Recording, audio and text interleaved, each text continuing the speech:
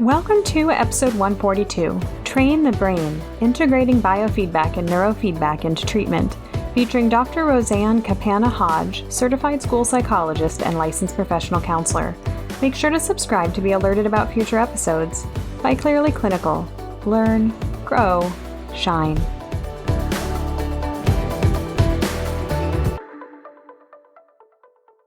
Hello to our listeners. My name is Beth Irias, and I am happy to be joined again by Dr. Roseann Capanna-Hodge. She is a licensed professional counselor, and she's also board certified in neurofeedback. And for those of you who haven't listened to her former episode with us, please take a listen. Dr. Roseann joined us for a conversation about PANS, PANDAS, and autoimmune encephalitis that if you treat children or young adults, and really anybody, is really wonderful and important to know about. But Dr. Roseann, thank you so much for joining us again. Well, I love having these conversations, and I love that therapists at every stage of learning gets the opportunity to open their mind and hear about, different clinical issues and different ways to treat them. Wonderful. I am very interested in biofeedback and neurofeedback, and this is something that you've been doing for years and that you've invested in growing your practice with. So before we dive into even what these are and how they work, why don't you tell folks who are listening about you and about your work and how you came to now focus with biofeedback and neurofeedback? Yeah, well, I am a therapist, a certified school psychologist too, and an author of multiple books. And, I'm on this mission to change the way we view and treat particularly children's mental health. And all of my work is based on evidence-based holistic therapies. And so I bring and use these wonderful therapies that are safe, natural, and effective. And I have only utilized holistic methodologies for 30 years. And about 20-ish years ago, I started doing neurofeedback, and there's a great story behind that. And now I use neurofeedback in the center, biofeedback in the center, PEMF, which we can mention briefly and talk about. And I use these things remotely too. And so we do home-based, at-home neurofeedback with clients all over the world for clinical and non-clinical issues. People can use this, and neurofeedback, just for people to understand, and we'll dive more into the research, is that there are thousands, tens of thousands of research studies in regard to neurofeedback and biofeedback.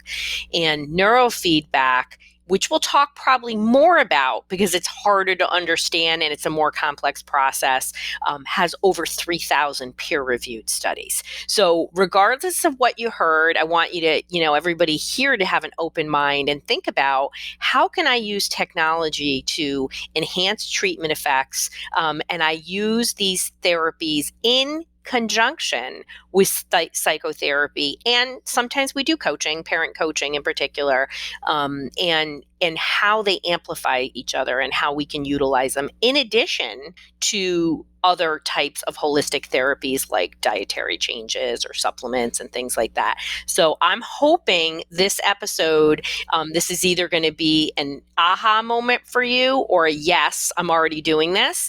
But we need to be talking about different ways to regulate the nervous system because we are living in a time where everybody's autonomic nervous system is hijacked. Mm-hmm.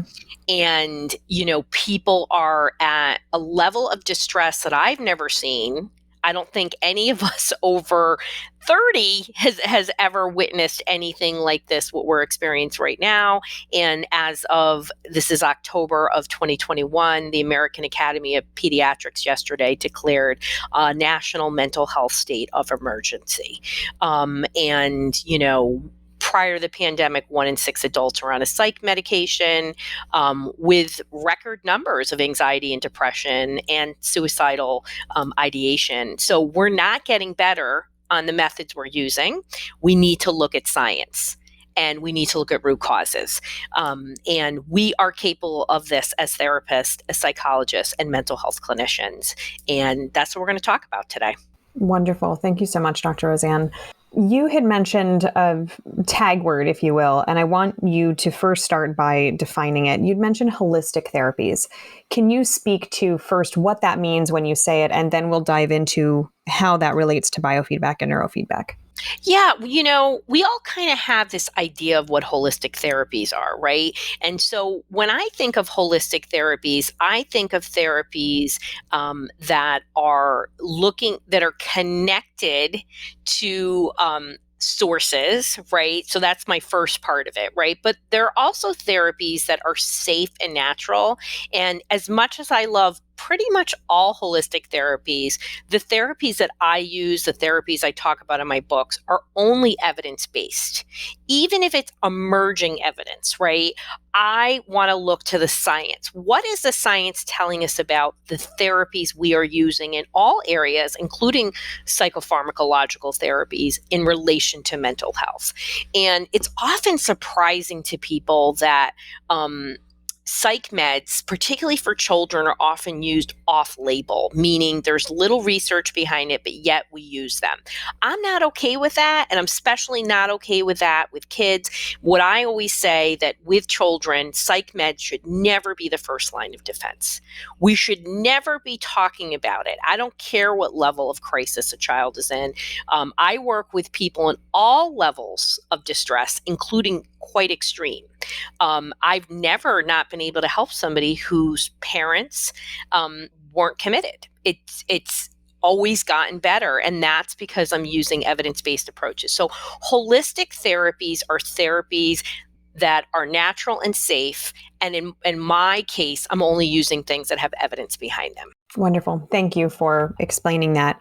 So, why don't we start by a conversation about what biofeedback even means? Just let's Yeah. define biofeedback and start there as kind of the umbrella and then get to the nitty gritty of what neurofeedback is. What is biofeedback? So we have this system called the autonomic nervous system, and it regulates our stress response, right? And with biofeedback, we are consciously controlling our autonomic functions. So through the use of technology, right? And we'll talk about different technologies. There's all kinds of technologies related to biofeedback, and biofeedback's approaching almost 100 years at this point old. So you're learning to control your breath, your heart rate, your skin temperature, your muscles. Okay. And what happens? Two great examples of biofeedback. What does it do? It regulates the autonomic nervous system, gets people from that stress sympathetic dominant down to that parasympathetic state. That is the magic of biofeedback. Now, obviously, when you're doing things like controlling your muscle, right, we're using it very specifically often for things like pain that is a result of muscle, or biofeedback is used a lot with bladder control. So there's different functions related to that. Then there's something called heart math, which I know, Beth, you and I have talked about, and it's a beautiful type of device. It's easy to use, accessible. I feel every therapist should have it, should be using it themselves, should be using it with clients. And what is it? So it's a device that measures your pulse and is able to, through a visual medium, show you when you're syncing your breath and your heart rate at the same time. And when you sync your breath and your heart rate through a very precise way of doing breath, diaphragmatic breathing, and a long exhalation, you have all these clinical benefits that we have through lots of research. So we are more focused, we are less anxious, we are less struggling with mood, and we improve our sleep. Right? So it's something where you're controlling your breathing, syncing your breath and your heart rate. Can be as little as 5 minutes. I like for people to do it for 10 minutes a day, maybe a few times a day if they're really struggling with a more significant clinical issue like, moderate to severe depression or anxiety and those kind of things. But it is immediate, the effect. So as soon as you go into a parasympathetic state, right? So I always call parasympathetic state the hot tub state. So it feels like that relaxed feeling you get when you're in a hot tub, if everybody can know what that is. You feel good, right? And so that's one of my favorite parts about biofeedback is there's that immediate body sensation.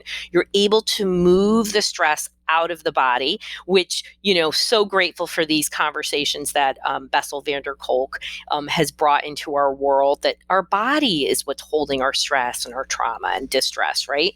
So it works on that body level to do that. So it's evidence-based, safe, easy to use. I personally have used biofeedback with as young as toddlers.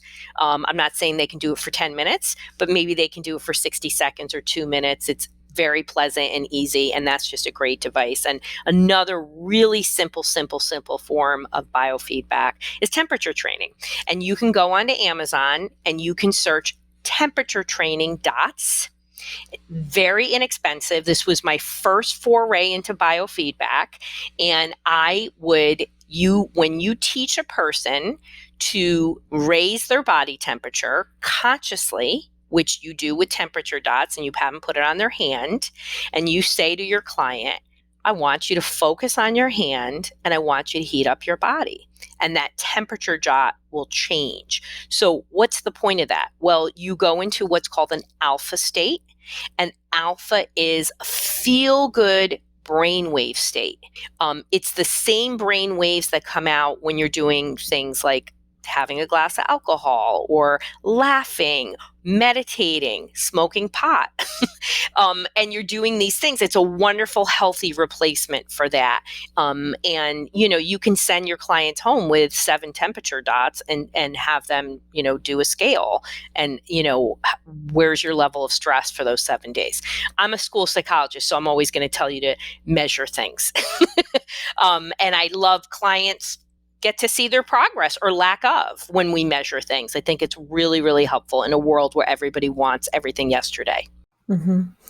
Thank you. I'm excited to have this conversation because I, like you, just nerd out on the science. So to kind of recap what you've said, basically biofeedback is the training of the brain to control what are generally considered automatic body functions so that we can use our thoughts to start changing how our brains and bodies work together to calm things down. Does that sound like a fair synopsis? Yeah. And biofeedback is very accepted in traditional medicine. It's most of all the university hospitals will have a biofeedback clinic. I mean, it's used in a lot of applications, and particularly related to pain. So it's a easy thing to implement. It's easy for therapists to learn too. So in terms of the implementation of biofeedback, so we have, let's say, a clinician listening and they go, that's really cool, this thing about temperature dots. How does one start doing that? And is there a particular certification? Is there a training? Like how do we start to shift the psychotherapy, if you will, from the intangible to the tangible? Yeah. So there's lots of ways to get trainings, and there are certifications. So, trainings are where you start. And if you're like, wow, I really love this, I want to lean in and I want to get certified. I always encourage certifications, right? This is somebody who has a bunch of them, different ones. And and so what you can do is the first thing you do is you can go to one of the national organizations, like the certifying board for both biofeedback and neurofeedback is you can go to bcia.org. They have classes that you don't have to be certified to take, but they then will show you very clearly the certification process. And for both neurofeedback and biofeedback, if you want to be board certified, you have to take like a blueprint class that's like a 5-day class, and you have to get some mentoring, and it's definitely a process and a commitment, and you have to take a test. Now, you can become certified in heart math, and you can be a certified heart math provider, and you can go to heartmath.com, and they have a great training. And I'm going to tell you that between sort of different times of the year, they offer specials. So particularly Black Friday and around Christmas, the holiday season, they'll offer like 50% off heart math certifications. And it's great classes that really get into the deeper parts of what biofeedback is. And, everyone has different comfort levels. I know a lot of people are like, I'm not going to use something unless I'm certified. I'm telling you that biofeedback, if you went and took one training, you literally can start using it the next day. I mean, it's an easy process. Once you understand the technology, which is simple, easy to use, requires, you can use it on an iPad or an iPhone, and there's an Android version. I tend to use the iPhone technology just because a lot of my clients have it, and it's easier if I show them how to do it. So you can have it at your office, and what I will do is show a client how to use it, leave it in the waiting room, and often I would have people do it for 5 or 10 minutes before a session. Some people weren't regulated enough, and I did it in a session too. So there's lots of ways to use it. Sometimes I would use it with the parent while I was working with the kid. I mean, it's just when you're so stress activated, we know, right? The neurology is that you cannot, your executive functioning goes offline. You're not processing language in the same way. You can't take action the same way. So you're working with somebody verbally who literally cannot process what you're saying to them. We need to regulate them. And instead of our first suggestion being psych meds, we need to think about what's less restrictive, easier, and not going to have side effects. And what I like about biofeedback is, again, it literally works immediately. So is the person's nervous system going to stay regulated after your session? No. But once they consistently use it, at least biofeedback is going to be at least 3 times a week. Because again, they can get this device, particularly heart math is $150, $159. It's typically not a barrier for people. Then their nervous system is going to train to be in a parasympathetic state. Beth, the point of neurofeedback and biofeedback is to train the brain, train the nervous system to be regulated and for it to be lasting. And that is what is a game changer in mental health. Because if we can pull them out of that hyper stress activated state, they are physiologically, they can make changes, behavioral changes. And that is the missing piece in our mental health. Okay. So you're saying when we're working with a client who is basically in a constant state of activation, until we can bring them down to where their frontal lobe is back online, their limbic system is going wonky. And our goal is to try and stabilize that. Yeah, and we all experience that. I mean, it's not just clients that are traumatized. It's not clients that are having panic attacks. It's pretty much most of the world is struggling with this high level of stress. It's anybody that's dealing with long-term chronic issues. Their nervous system is going to be more activated. Sometimes they're going to come to you and they're clearly in fight, flight, or freeze. But if you've got a long-term clinical issue, most of the time they're hovering near that. And so it really affects how you pay attention, how you think, and how you take action. I mean, we know this.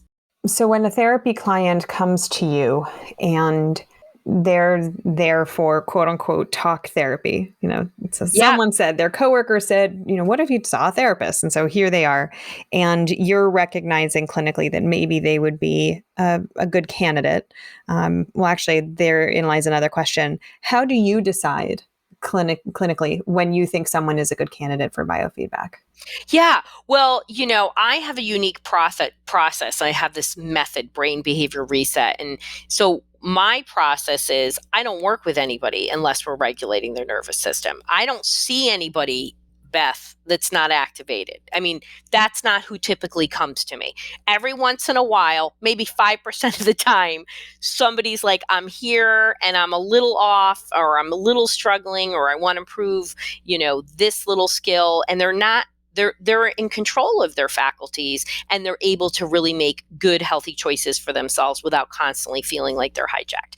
That is not my population. So you have to honor people's population. Somebody might be a grief counselor, or somebody might work with somebody with adjustment issues. I don't know those people. So the answer is, what I like to do is I'm really into somatics, right? So what I always say is, where is this in your body, right? And I always get people to rate. I'm the SUD scale lady, on a scale of 1 to 10 or a scale of 1 to 5. How much are you feeling this? How much of this is interfering with your sleep, your job, your relationships? And I want to hear where it is, and I want them to continually rate. And on a scale of 1 to 10, this is my benchmark. If somebody is over a 4, they are struggling in any area. So we know we want people under a 4. To me, 4 is a manageable level. That means 40% of the time they're, to me, experiencing something. It's still pretty high, but it's very different when somebody says like 1,000% of the time they experience it. So I can tell you, I have evidential data. I use QEEG brain maps or brain checks where if people aren't near me, like I have clients in Asia right now. And so I take statistical averages in certain parts of their brain. So I can see that their brain is, so a QEEG is a visual representation of brainwave data, and it lets us know what's happening over structures and how the brain is talking to itself. And both are incredibly important. So we often think of just the structures like the limbic system and the frontal lobes and the occipital regions. But even more so in terms of regulation, it's how the brain is talking to itself, because that is what allows us to say, okay, this area isn't working, or this is a very stressed area. How can I move around that, right? I always try to equate it to having multiple highways. So we have multiple highways instead of one. We have efficiency. We can get around things. Our stress levels go down. We can process things. So I can tell, Beth, just by somebody coming in, I know exactly what's going on, because you can tell, well, this area is not working and this area is associated with OCD. And, oh, look, here, this is inflammation in the brain. There's nothing else that it could be other than inflammation. It's 2 standard deviations outside the norm. So then I got to go, what would cause that kind of inflammation? It's a short list. They need a medical eval, right? I can't deal with that. Something that needs that. So I get clear data and I guide people on treatment based on the QEEG. Now, learning how to do QEEGs and interpreting them is a very long process, and less than 2% of us interpret our own QEEGs. Lots of practitioners are administering a QEEG and they're sending out the data to be read, and that's great and that's fine, and nobody should ever feel less than. So there's lots of ways, and there are many people that don't do QEEGs and they start neurofeedback based on looking at sort of just statistical averages. Oh, look, there's too many unfocused brain waves in the frontal lobes. Okay. What does that mean? How is this showing up, right? And people should know that the FDA, in terms of ADHD, lets you do a simple statistical average between fast and slow wave. So too little fast wave, and too many slow waves. You can use that one thing as a determinant with a clinical intake to determine if somebody has ADHD, and that's FDA allows you to do that. So there's other ways of assessing, and being a data junkie, I am always like, where's the data? What are we doing? I think clinical work is amazing. I certainly have 30 years, and what I know today is very different than when I started in my 20s, based on just working with doing thousands of intakes at this point. And that is my role in my company, is I do all the intakes. So that is what I do all the time, intakes. And I love it because I'm a detective and I help people guide them to where they need to go. And that's what all of us do in the intake. We're like, what's going on? How can I help these people? And what's the treatment plan? I just have quantitative data to help me in that. And I'm grateful for that. So now that we've, I guess, established the quick and dirty, if you will, about biofeedback, will you dive more into what neurofeedback is, when did it really start in the field? I know for me, it's something that I'm familiar with. I've worked with people that have done neurofeedback. I'm familiar with the process. I've seen things like brain maps, those kind of things. But for people who really have no awareness, give us the history and what this is. And then we'll move into like, how can we actually integrate this in our clinical work? Yeah, I mean, so, at the most basic level, neurofeedback is a technology that allows a person to learn a new way to for their brain to regulate. And it's based on operant conditioning, and it's been around since the 60s. And as I mentioned earlier, tens of thousands of research study, 3,000 peer reviewed. There's quite a few meta-analysis. And I know people have heard one thing or another and, oh, it's not effective, and it is, and whatnot. I can tell you anecdotally, and I know there's some research that is happening now, but they had to put on pause during COVID. A lot of times neurofeedback isn't effective because people don't follow treatment recommendations. You have to do a lot. This is learning. You are using technology to reinforce the subconscious to have a new way of regulating. So you have an unhealthy pattern, and we can talk about anxiety, right? So let's talk about an anxious brain. What I see in an anxious brain is a whole lot of over communication. You can see it, and it's like, I literally go to a person, I was like, oh, do you have inner chatter all day long? And they're like, oh, yes, I do. And you can even see regions in the brain that are associated with rumination. So then I can say, well, you're a negative thinker and you always are ruminating all the time. And you think, and you can pick up, having done this a long time, you can say to people almost personality characteristics, like you don't tell anybody that you think negative things all the time, right? And they're like, yes, because everybody who's a therapist knows that people are so harsh on themselves, right?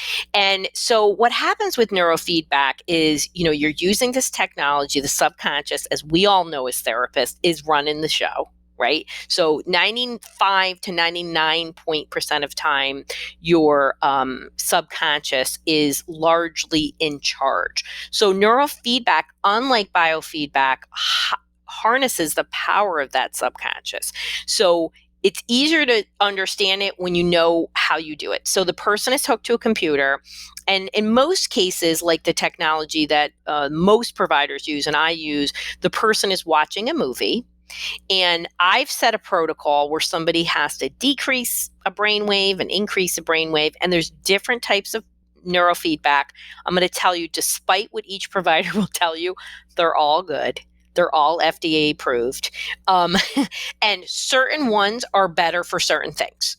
And that is a truth. And you have to go to a clinician who has a specialty in that area, right? So everybody who knows me knows I, specialize in kids. And one of the biggest areas that I treat is more than 50% of my clients have infectious disease. So PANS, PANDAS, Lyme. I do a lot of OCD and a lot of anxiety. That is pretty much most of my people. Definitely got depression in there, but most of the time they start with anxiety before they go into depression. So their brains, when you see them, wow, that's a lot of anxiety. And you can see OCD and these patterns form. So when somebody's hooked to a computer and they have anxiety, what am I going to do? I'm going to calm down that hyper communication so that their brain can talk in a way where it can hear itself. And it's not all this all this time, right? And you're thinking, and I'm hoping you're relating this to your work, if people do breath work or meditation or somatic experiencing, you're like, this is what I'm doing, right? Well, we do that too. But we do this in addition because we're really getting that subconscious to calm down. So when they're in the computer, 2 to 3 seconds from the first time somebody's hooked up, immediately the subconscious says, oh, if I push down this brainwave and increase this brainwave, this movie will play. And so it wants this reinforcement, and literally in 2 to 3 seconds will produce the exact perfect healthy combination of brain waves.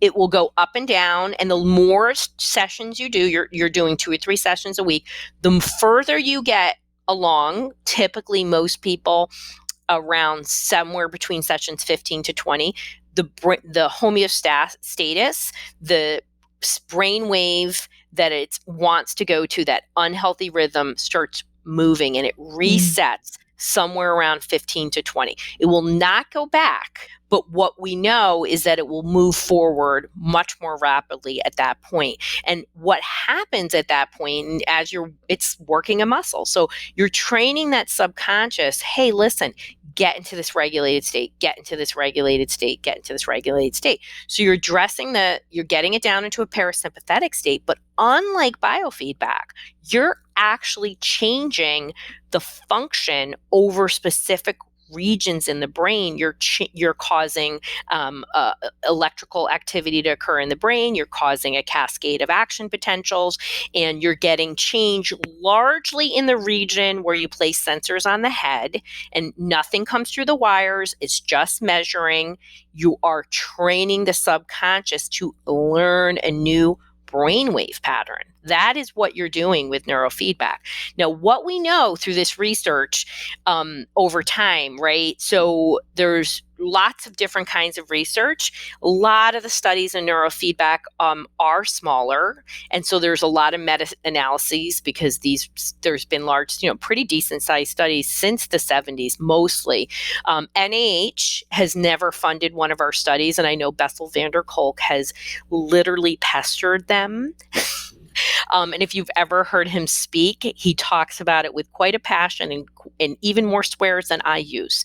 So he's pretty frustrated by the process. But there's a decent sized study that's going on right now, and some of the preliminary results, because I'm friends, it's a small world, right, is that it's not just neurofeedback alone, it's lifestyle changes, right? And just like anything else, you can't say, I'm taking a med and I'm not going to do therapy. Right? I'm going to do neurofeedback. I'm not doing therapy. People do that all the time. I'm like, no, that's not how we work. That's what my brain behavior reset about is. I regulate the nervous system, teach them new behaviors, and we reset.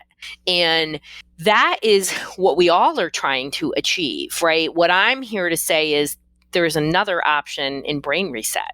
And what I love about this is that what I love about neurofeedback is particularly, any age, and I train people in their 80s too, but I mostly do kids, is that it feels good, right? So you feel calm and focused at the same time. Who doesn't love that feeling, right? And, when you have anxiety or depression or ADD, whatever it is, you got brain fog, you can't think straight, decision making is hard, you feel hijacked, and it just restores that inner balance in a way that, there's no side effects, you're not gaining 100 pounds from your SSRI, these are all things that our clients experience, and then their blood sugar goes all over the place, and then that's causing them to have mood problems. So safe, natural, and effective, it definitely requires a commitment, and, it's, I say all the time that I have the privilege to be the last provider that most people go to.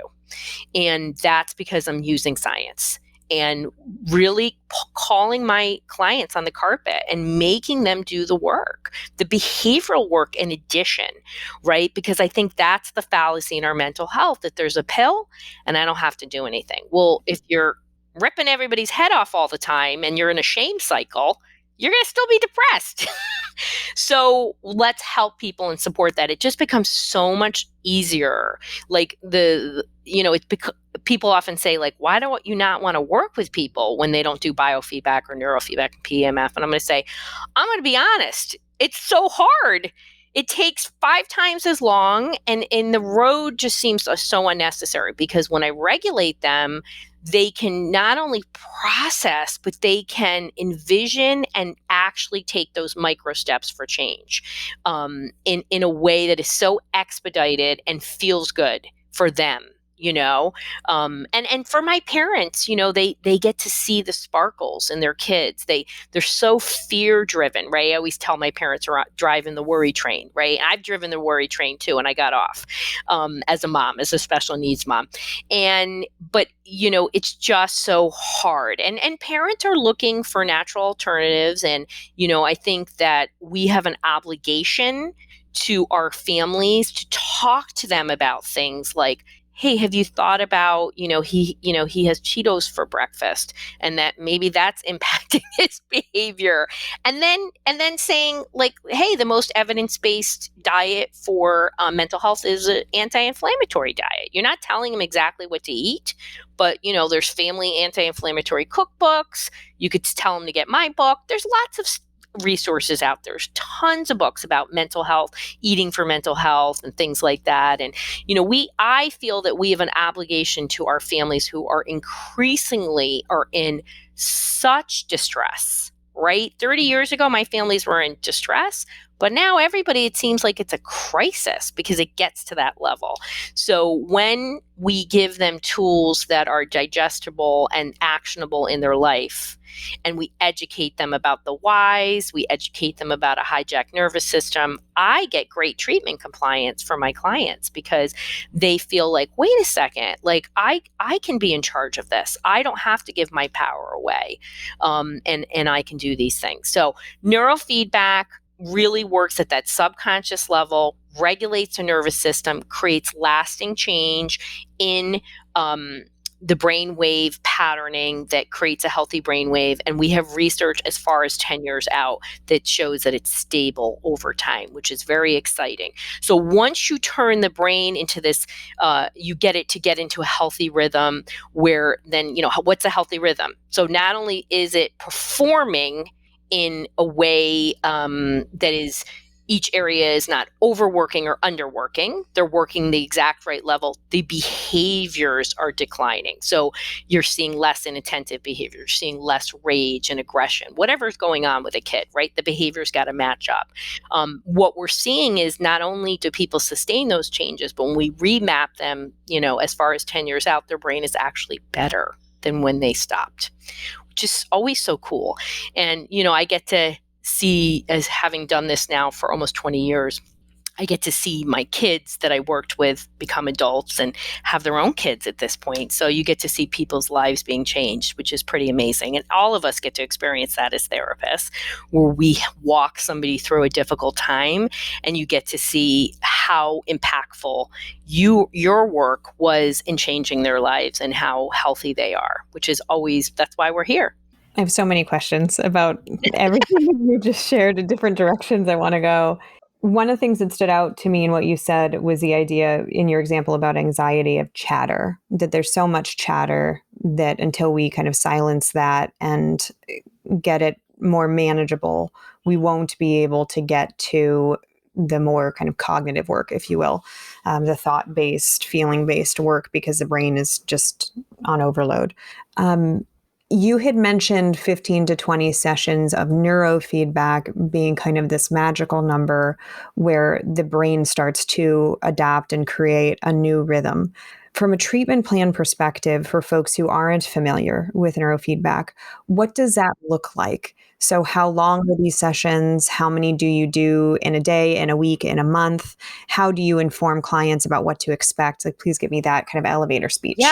Yeah, absolutely. So let's talk about standards. So like I always use sort of a moderate case of anxiety or a moderate case of ADD, because that's probably most people's, daily life, right?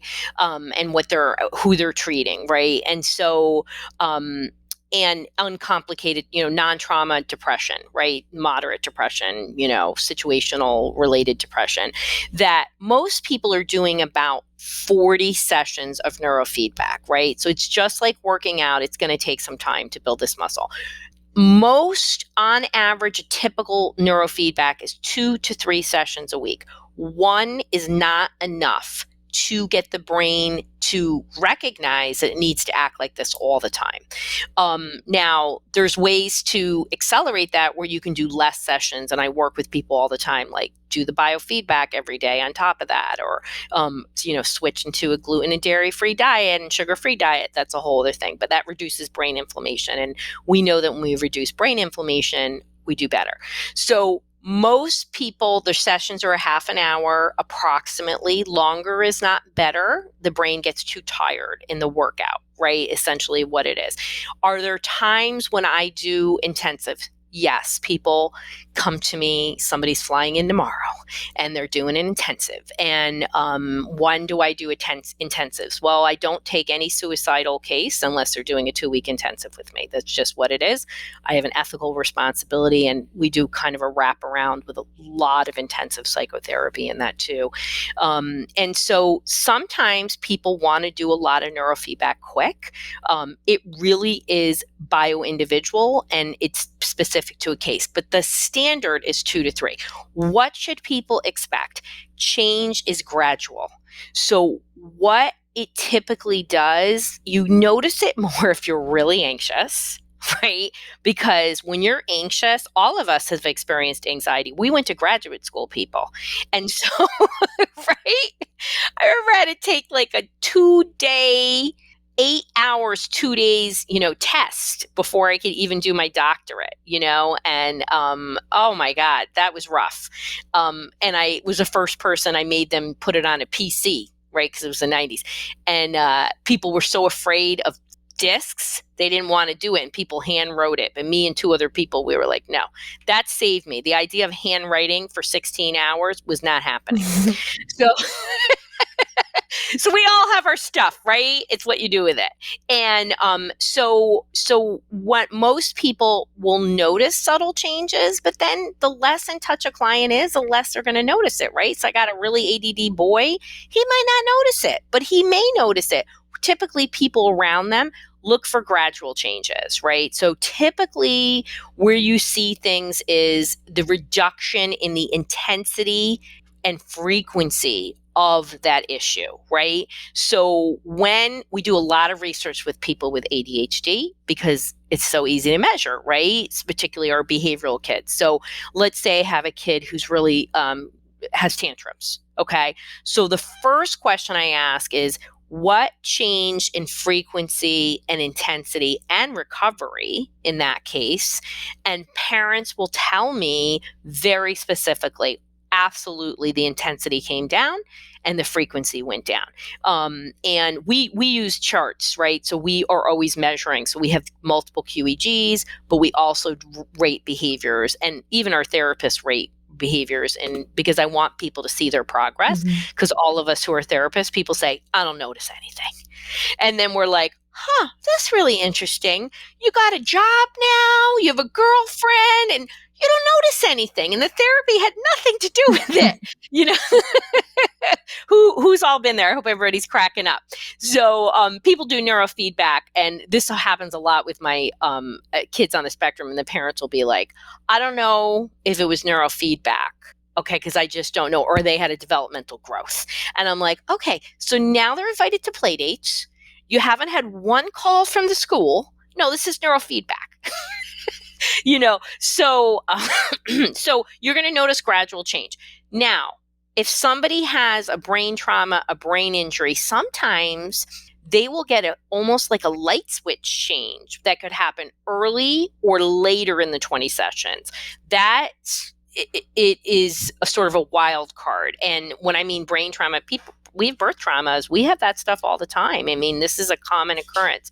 And many males have head injuries, particularly many males with depression and ADD have head injuries. If they have a history of playing any type of contact sports, they're almost guaranteed to have had a head injury that could be a factor in their treatment-resistant anxiety and depression. So it's a common occurrence. So that's what you want to expect. You want to be a therapist. In you as a therapist, if you're referring out to somebody who does neurofeedback, or we're going to talk about how you can get trained in neurofeedback, you should expect actually some quicker insights. You should expect a more rapid progression in your therapeutic process. You can expect what you might have done at session 12, you might be doing at session 6. So they're going to be more open, because when we know this, when somebody is more regulated, they are able to do that work in the session completely differently, right? So it just allows that to happen much more easily, which is amazing. So, and again, I don't want to dismiss the efficacy of biofeedback, because it gets a person regulated too. You just have to incorporate that, and it might be the first 10 minutes of every session. And you say, well, I don't have time for that. No, I'm telling you, you do, because you're going to expedite the therapy because they're going to be cognitively available. In my world, knowing about neurofeedback and biofeedback, one of the things that I want to briefly touch upon is payment. Yes. So Oh, sure. biofeedback has been done for decades. There is so much research behind it, and it is covered by insurance. It's possible Yeah. for insurances to cover it. Can you speak to the neurofeedback phenomenon and what you're seeing shift? Yes. So as we're recording, this is October of 2021, but if you can speak to people who are wondering, how do people pay for neurofeedback and where are we going in terms of insurance coverage? Okay. So number one, QEEG at this time is not covered, but it can be part of an intake process. And QEEG, remind me the acronym. Hold on. It's our brain map, right? So it's a big old word, right? So EEG, just so everybody knows the difference between an EEG and a QEEG. An EEG is when you suspect somebody has pre-seizure activity or seizure activity, and they go to a neurologist and they're measuring, it's their raw brain waves, okay? So quantitative encephalography, EEG, QEEG, is basically a statistical analysis of that raw data, and they're compared to a database. And then that's what gives that raw data. So that's not covered by insurance. Biofeedback and neurofeedback can and cannot be covered by insurance. It's very unique to each person's plan. Many professionals are able to code out for biofeedback as long as, you have to check your state, as long as a certain amount of session is done traditional therapy. So you can incorporate it and code out for it, and the person can get reimbursed. Most people, including myself, I've never taken insurance. Where I live in the country, it's standard where most people don't take insurance. So it's just that way, and people are comfortable going out of network. It might be very different where you are.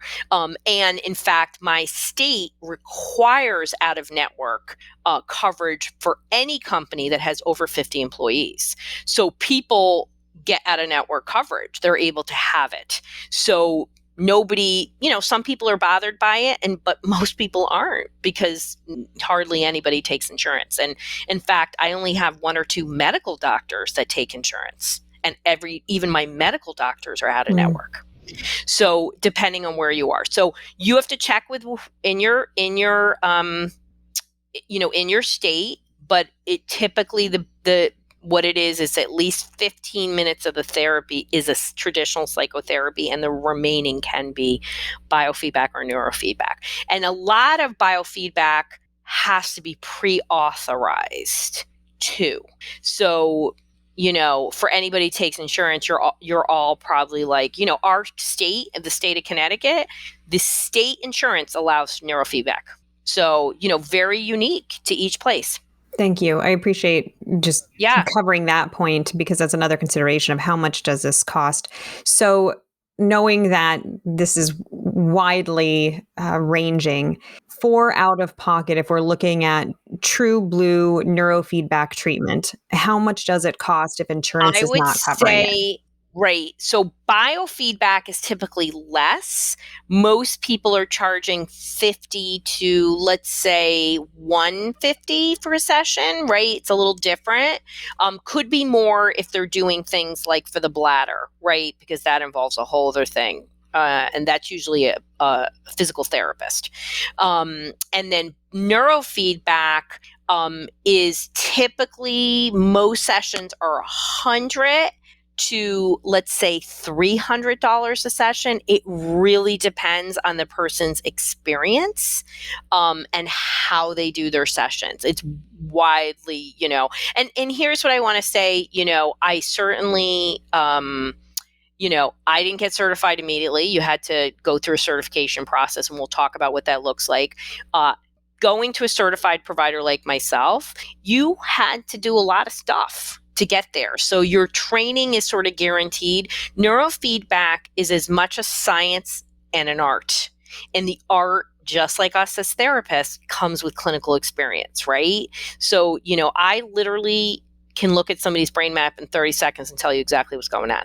And I've gotten to the point where I don't look at their intake notes that they fill out until I look at the brain map first. I say, this is what it is. Then I cross-check it with the intake notes. Then I actually do the intake. And it's pretty accurate. Now, that's from doing thousands of them. So, and protocols, here's the process. Can we talk about how to get trained to do neurofeedback? Absolutely. This is probably a good time. So first of all, the organization is, you're going to the International Certifying Board, bcia.org. It's the only board that certifies you. They break out exactly, you can click on how to get certified, right? And you want to find a place that has a BCIA certified course, and you can just search BCI certified course. There's a lot of them online now. I like to do it in person because, trust me, the equipment is not easy, right? So, there's a lot of pros in neurofeedback, and we can talk about some of the pros and cons, but one of the biggest cons is like, what equipment do I get? How do I do this? And there's a lot of fear. And I'm going to tell you that learning neurofeedback is hard. It is a commitment, and you absolutely are all smart enough to do this. I'm just telling you, everybody, okay? But you need 2 years, and you need to say, can I commit for 2 years and I'm not doing other trainings? And I'm just going to work on this. It's that serious. And I've had MDs tell me it was the hardest thing they learned to do. Okay. So, but with that being said, you absolutely can take the course. You can get mentored. You're going to have to get mentored. You have to get a lot of mentoring hours in order to get certified. And let me tell you something, you're going to want to get mentored. I mean, when I started, if anybody knows my story, how I got into neurofeedback was I had a client, to this day, was a worst case of ADHD I've ever seen in my life. He had the attention span of seconds, and he had an unbelievably high IQ and had zero productivity and was thrown out of many schools. And his mother came to me. He would have been diagnosed with autism within a matter of months. There's no way. He didn't fit in a box. And his mom took him. She called me and said, hey, do you know about this neurofeedback? Should I do it? And I said, oh, I did a paper on it in grad school, and you should absolutely do it. And I was like, there's nobody near us. She said, yeah, I got to drive an hour and 10 minutes 3 times a week each way. I said, do it. So he comes up to me months later in the street, and he puts his hand out and he looks at me in the eye and he says, how you doing, Dr. Roseann? I couldn't even control myself, and I let out, I'm sure, several swears and said, what the hell medication do you have this kid on? And his mom said, that's neurofeedback. And I was like, oh my God. So I started sending clients, and they started getting annoyed at me. And then I was like, I got to learn this. I had a baby, and I went and learned it. And my life changed forever. So when I was getting training and I was using a volunteer, it was my friend's son, Zach, who is amazing human being, one of the best human beings on the whole planet. He said neurofeedback totally changed his life. And I had mothers calling me. I heard you're doing neurofeedback. And I went from 0 to 14 people. And I was freaking out because I'm all about excellence. And I was calling my mentor 2 or 3 times a week. She basically was telling me exactly what to do. And I'm the kind of person who jumps into things, but I am super nerdy and always making sure I'm doing everything right. And it was an amazing experience. I don't recommend you getting 14 people in a matter of weeks. Okay. But me being the person that was like, I got to help these people, I was like, okay, and I had somebody helping me, and we did it together, and it was a great experience. But you have to get guidance and support, and you take a class. A good provider will be equipment agnostic, right? So you're not going to a place that only uses one kind of equipment, because you want to test out equipment. And that's where I did. I went out and I tested different equipment. And of course I picked the one that is the hardest, because I could see more, I could get more data. Go ahead. Let me just quickly jump in on that for our listeners that have never kind of seen how this works. So the brain map that Dr. Roseann is describing, they put little sensors on your brain, and then your basically instructed to stare at a hole in the wall or something like that, just to basically get a baseline of brain activity.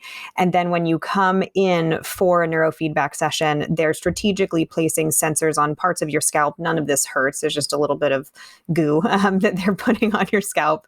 And then from there, you're basically staring at a computer or a TV screen.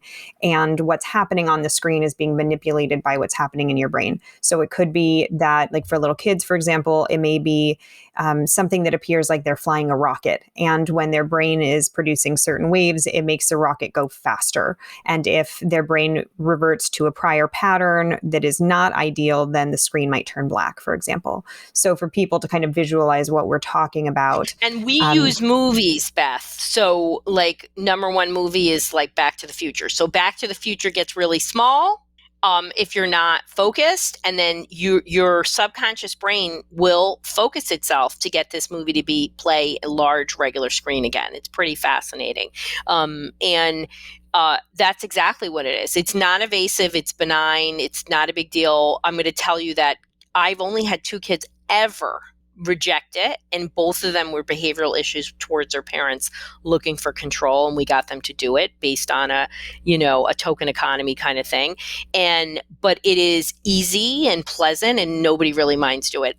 On maybe 2 or 3 times I've had somebody be allergic to the paste, but it's very, very pleasant. And people will say, I mean, I'm watching a movie and it feels good, so I don't really mind what it is. But it's what the hard part is. You got 2 obstacles as a clinician: learning your equipment, right? And understanding what that equipment is telling you. What is it telling you? Is that person focused enough? Are they benefiting from the training? And picking the protocol. And the picking of the protocol is the hard part, but it comes with experience. It comes with mentorship. It's a wonderful addition to a clinical practice. You're helping people. It's a great revenue builder. It is a different business model, and you need to be prepared for that. Some clinicians administer their own neurofeedback. We have techs. I mean, it all depends, and no one is better than another. It's what works for you and your business and your population. And there's lots of ways to do it. So you find a course. You find what the certification process is. I would only recommend people get certified. There's many, many benefits from it. And you can start out by taking classes. I'm part of a board, Northeast Regional Biofeedback Society, nrbs.org. We do classes all the time. We have a conference coming up with Peter Levine and Stephen Porges are at our conference. And, you can get your feet wet, and Bessel van der Kolk has a whole bunch on his website too, where he talks about neurofeedback basics and things like that. It's how he is probably the number one person bringing this to therapists and opening their minds. I've met many therapists, trauma therapists in particular, who said, I never even heard of neurofeedback. I mean, how could this be around for that many years? And that's your process. It's really training, learning, getting mentorship, really, digging deep into that. And after a couple of years, you can come in, it doesn't take 2 years for you to get going, but at 2 years, right, you start to get, it's like regular learning to be a therapist. You start getting really confident and comfortable with it, but it is definitely a learning curve. And, we're all stretching ourselves. Some of you are taking on doing EMDR or, somatic experiencing. You're learning different things. This is just another tool in a different way. And it's really designed to regulate that nervous system so the person can do the work in the therapy and really just be unstuck. I mean, that's what I look about these brain-based technologies. It gets somebody unstuck to change their behaviors. Wonderful. I think what you've provided in terms of the roadmap for clinicians is really helpful. And also remember the power of Google. If you're listening and you are not able to or not wanting to pursue certification yourself, more and more providers are doing neurofeedback, whether they're clinicians or MDs or lay people, have these certified centers. And I know in our area, there are a number of providers that do neurofeedback. So it just depends where you are. But I personally have seen the benefit for clients that have that kind of overactive nervous system, usually in my case of the population I work with, because of past traumas, things like that. And so they're Yes. hypervigilant, and bringing them down to a state where they feel relaxed again. So I've seen that and I appreciate that. And I don't do neurofeedback. I don't deliver biofeedback myself, but I have referred out and have seen the benefit clinically. So thank you, Dr. Roseann, for suggesting all of this as a consideration for a way to complement our therapeutic work. And thank you for bringing that up, because it's a great way to connect with a provider. I do a lot of this work for other therapists. And part of what I do is, even when I do a brain map, I go back to the provider and I give them insights on how to work with them, because from certain areas of activation, they can't, this person needs to have visuals, this person needs to hear things in this way. And therapists are always really appreciative of that. And I love the collaboration process. So it's a great source of networking. And, we all need more therapist friends in the world so that we can do this work together. So, for our listeners, before we tie this up for today, for our listeners, you recommended where to get certification. Are there any other resources that you found to be really helpful, of websites to start with? A question I have for you: this day and age, now we have these products appearing online for people to do at home on their own. So, for example, something like the Muse, or there's the Mendy headband that's recently been released. Can you speak a little bit to those, as well as kind of an adjunctive thing where you pay a certain number of hundreds of dollars, but it's not the thousands of dollars you would spend on neurofeedback at a center? Tell us about kind of these different resources. Yeah. So clinician guided neurofeedback, like I do clinician guided at home neurofeedback versus wearable devices, right? So obviously, clinician guided is always going to be, the Bentley, right? You're going to work on those direct areas of dysfunction and correct things, right? But I love wearables. And what do they work on? So they work a lot on what we call cortical timing and the communication networks in the brain. And that is where most people have dysregulation anyway.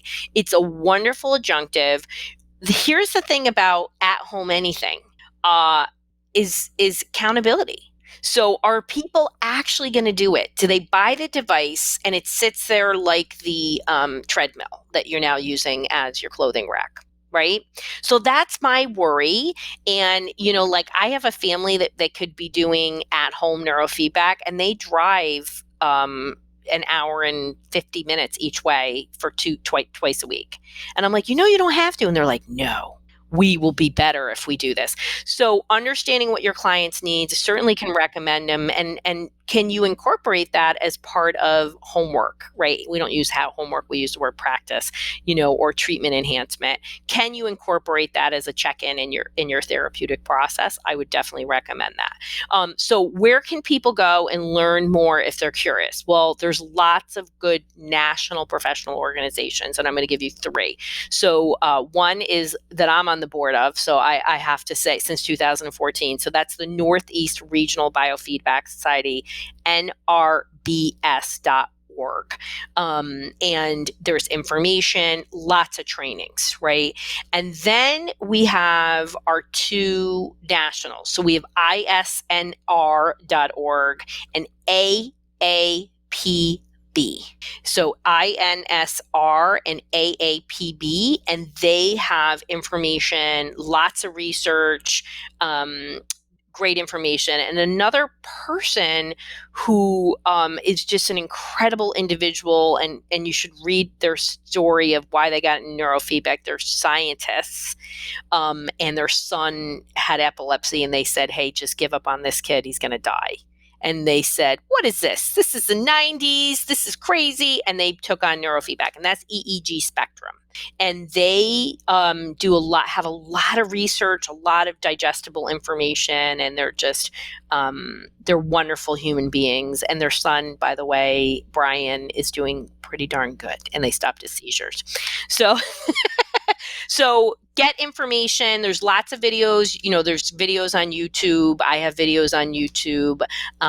It's something that I want you to see as an efficacious, non-invasive, pleasant therapy. Certainly, the cons is that it's requires a time commitment. It's not cheap, but it does, and it's very much dependent on the practitioner in the efficacy of it. So, when you're recommending, find out. There's all kinds of people who do this: chiropractors, nurses, therapists, psychologists, MDs. When I got trained, I was in with a bunch of neurologists. So, who, and just because they're a neurologist doesn't mean they have more experience in it. So it's really, you want to find out, is this person experienced in your population, and can you collaborate, Wonderful. Thank you, Dr. Roseann. And I think you and I would both agree too, that the hope is that as this research becomes more and more tangible and known, that this will become more and more affordable for folks, and that more insurance companies will cover it. And that is a change that we're seeing even in the last few years. And same happened with biofeedback. Was in the beginning, it was no way, no how. And then more insurances started covering it. And so the hope is that more insurances will begin covering neurofeedback, and we can offer this as a benefit to more patients when it doesn't become so cost prohibitive. So thank you for bringing up that piece about price. And QEGs will be covered at some point. So I have some background knowledge of it. It is, we were told what needed to be done, and they're doing that research now. Wonderful. Always a pleasure, Dr. Roseann. You've shared so much information, a lot of food for thought, and I'm sure that there are many clinicians listening going, I need to learn more about this thing. So thank you. And that's exactly why we did this. So thank you, because we want to open your mind and open the door to these technologies that support our clients that are struggling. Wonderful. Thank you again for joining us. And again, for our listeners, please take a listen to Dr. Roseann's other episode that we did discussing PANS, PANDAS, and autoimmune encephalitis. It is very helpful to have someone like her who has this breadth of knowledge in these different illnesses and also modalities that can help improve our clients. So thank you again for joining us, Dr. Roseann. Thank you. You've just finished listening to another exclusive Continuing Ed podcast by Clearly Clinical. If you like what you just heard and you need Continuing Ed credits, please visit us at clearlyclinical.com to check out our one-year membership, where you'll have access to our growing library of Continuing Ed podcast courses. Clearly Clinical, where our goal is to help you learn, grow, and shine.